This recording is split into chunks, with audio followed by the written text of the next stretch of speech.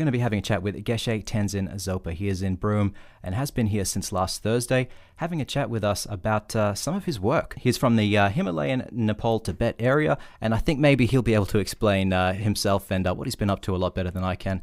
Hello, Geshe, and thank you very much for visiting us today. Hello, Matt, and hello, Broome. Hello, everybody. Hello, Australia. Yeah, love to you. That'd be great if all of Australia was listening. They're free to, of course. Yes. So let's find out a little bit about yourself. Not a lot of people might be familiar with Buddhism and what it means and what you practice. So what does that mean to you? I'm Geshe Tenzin Zopa from Himalaya, born right at the border of Nepal and Tibet. And my religious faith is Buddhism. And the principal teaching of Buddha Dharma is compassion and nonviolence.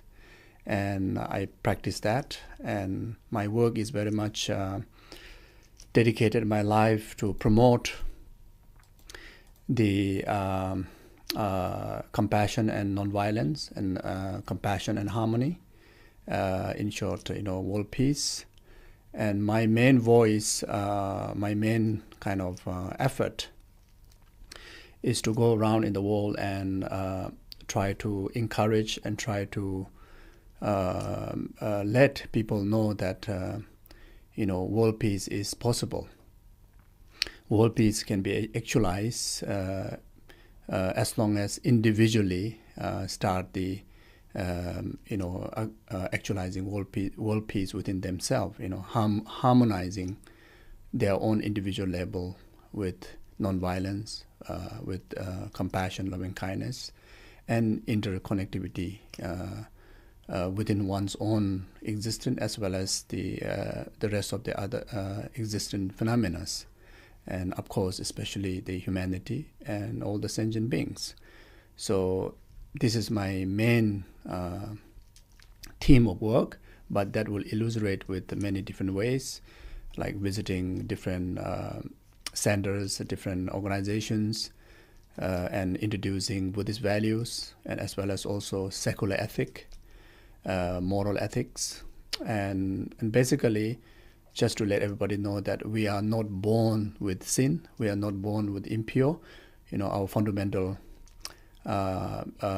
being of our fundamental inception is in purity, and we are born with the potential of a limitless love, limitless compassion, limitless kindness. So therefore, as long as individually discover that and able to cultivate these practices, then I'm sure world peace definitely will be possible. So this is my main activities, my main field, while I was in school. And also it is the interest that it arise in me since age of 5-6 years old. Yeah, it's a huge undertaking. I was going to ask how long you've been involved in this for. Actively, I was involved training, in this field, very much kind of learning and try to cultivate and try to make sense, since age of 9. Then since age of 2000, and I studied until from 1984 till 2006. So I dedicate major time studying, learning all this. From 1984? From 1984. Wow, that's a long time. Yep. Till 2006. So I was learning extensively Buddhist philosophy. Then from there I graduated as a master or the professor, master in Buddhist philosophy. Mm-hmm. So since then I was extensively engaging in society. So my first job was assigned to be in Malaysia, and I stayed there for 5 years, and basically to share Buddhist values, share secular ethics, and try to help the society. Then after that, I moved on since year 2011. Very much took the role of FPMD organizations, one of the touring teacher or the touring geshe. So I travel all around the world, and I spend a lot of time in Australia. And this is one of my wish to visit Broome. Long time ago, I was talking to Sandy, and Sandy was inviting me, but somehow it took quite a long time for me to be here, and it was really, really, fulfilling, and I feel very fortunate to be in Broome. And within such a short period of time, I got a chance to meet so many people. Interesting, lots of interesting people here. A lot of sure. interesting Yeah. people, and a lot of kind and a lot of genuine people. And I think this is the first time I met and I get chance to interact with the large group of Aboriginals, which was one of my wish from long time, because my own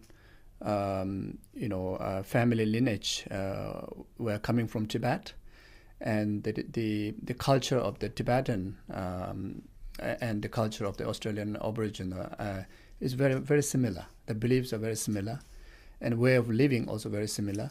So first day when I got this Welcome to Country by Jimmy. I heard you had that. How was that Welcome to Country? Oh, that was wonderful, and that was very informative, and every I mean, he spent a lot of time sharing a lot of stories and about Aboriginal, about their belief, and every single word he's saying, it reflect on same thing that what I believe, what we believe, and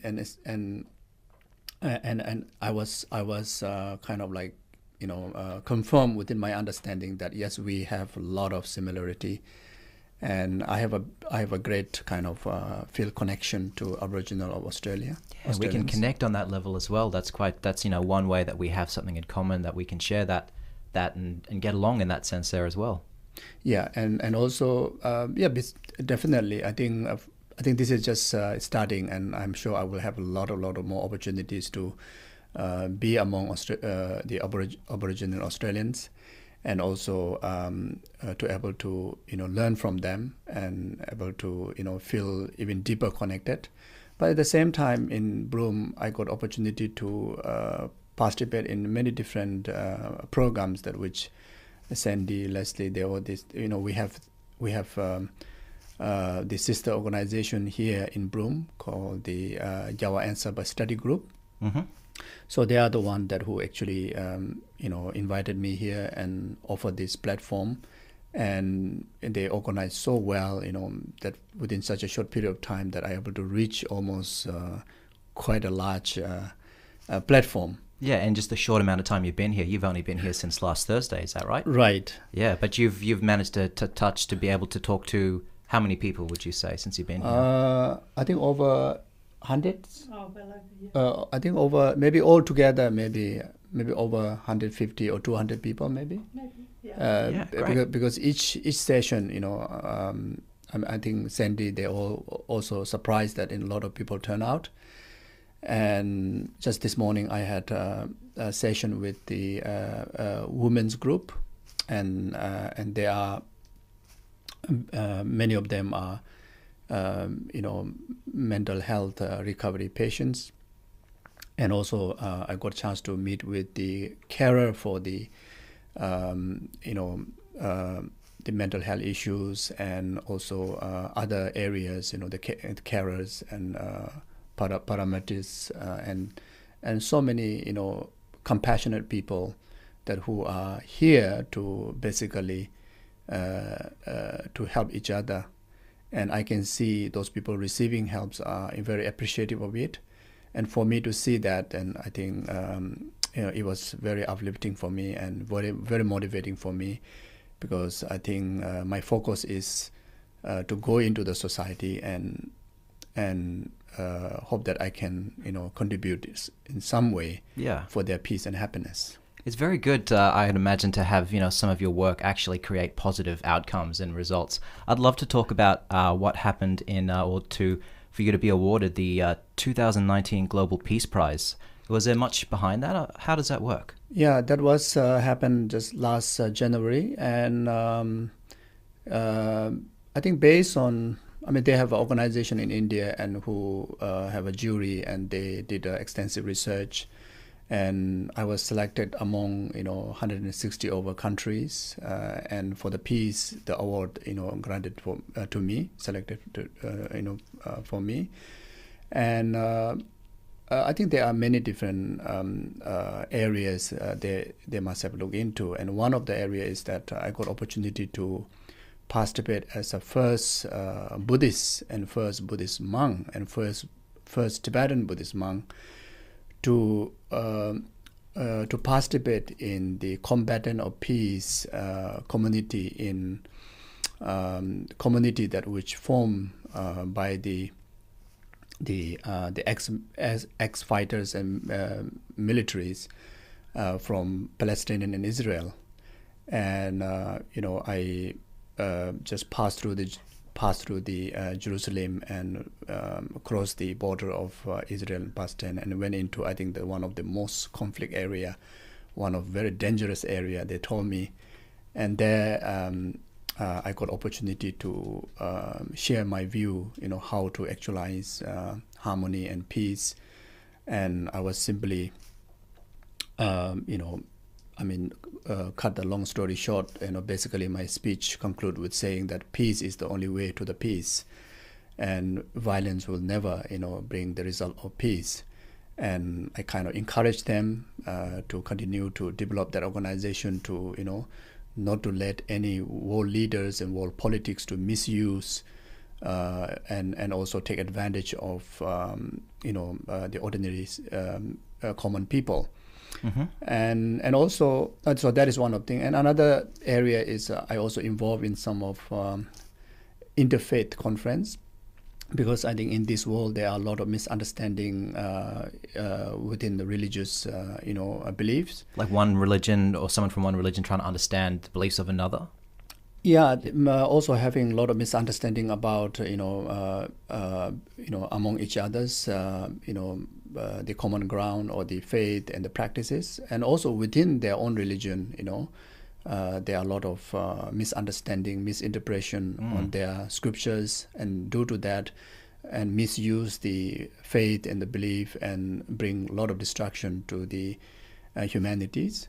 And it is one of my interests to, find a way to bring different religious leaders or different religious practitioners together and have a sharing or have a dialogue and have a conference where they can able to express, what is the core teachings of their own individual faith, and try to bring that message to the greater platform where the common people can able to understand and clarify the misunderstandings. And I see that world peace, I think religious harmony and properly practicing the genuine practice of any religion, because the practice of any religion is very much based on compassion and loving kindness and forgiveness. Yeah. And just try to try to find a way to educate, people through this kind of efforts. And these are also one of my, I think, some of the points that they pick. And also there are some other areas that I've been contributing to do some social service, which is all related to peace and harmonies in human society. And one of the main voice of me is, again, introducing or letting people to know the power of individual or common people. I think world peace, harmony, happiness, I think we cannot wait to have a new legislations or new government or the leaders or the big societies, famous people to initiate. If we wait for that, I think world peace will never happen. Harmony society will never happen. I think as long as we understand, everybody understand, and every single people from their own side put the effort to change themselves and harmonize with the peace and love and compassion among each other, and have the wisdom of interrelated among human to human, among human to nature, then I think world peace is possible. So this is my focus. Wherever I go, I try to let people know, how ordinary you are, how individual you are, how single person you are. You have the full responsibility for the world peace, and you have full capability for the world peace, and you can bring world peace. If you, I, she, he, everybody, start from their side to build the platform as a world peace, and we will come to the result of entirety of world peace. But it starts with you, and that's the main thing. It starts with the individual. Don't wait for someone else to bring this. If you want to bring it, it starts with you. Is that? Yes, exactly.